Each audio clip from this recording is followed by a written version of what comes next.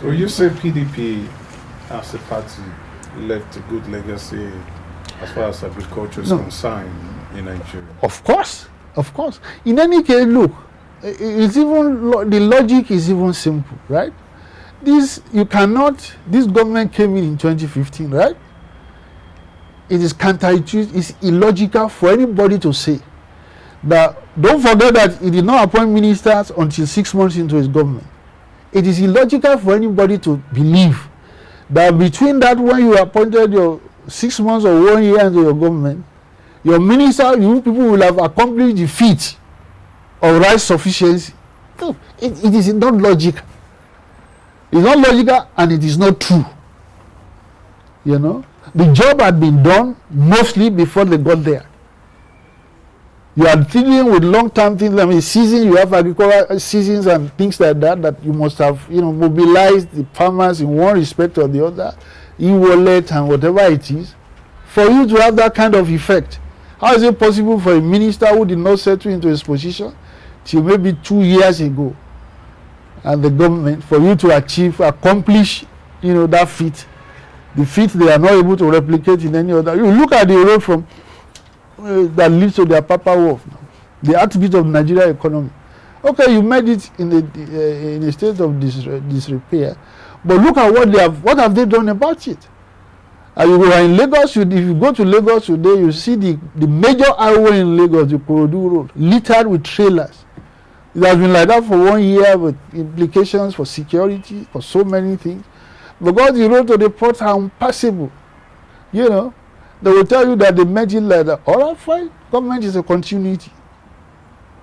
For me, it's inconceivable that a PDP government or president will have been in office since 2015 and that road will not have been fixed. There is no competent, economic manager.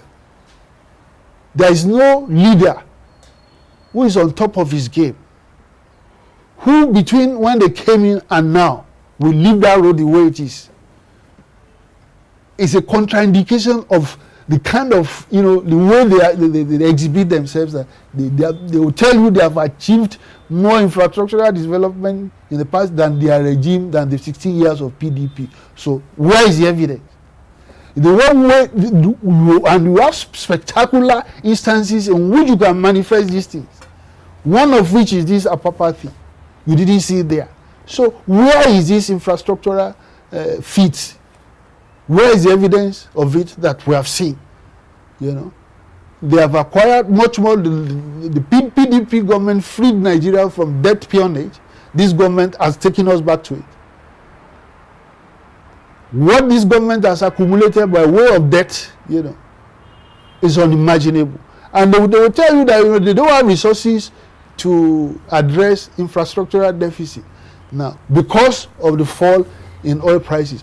Okay, fall in oil prices, but you have borrowed to make up for that shortfall. So really, you have no argument talking about anything again. And then, as I said, look, the reserve they made in the LNG, the LNG account, the reserves was over $4 billion. They got there, the first thing they did, they took over $3 billion there to whatever do with what, and then you will tell us that you made nothing.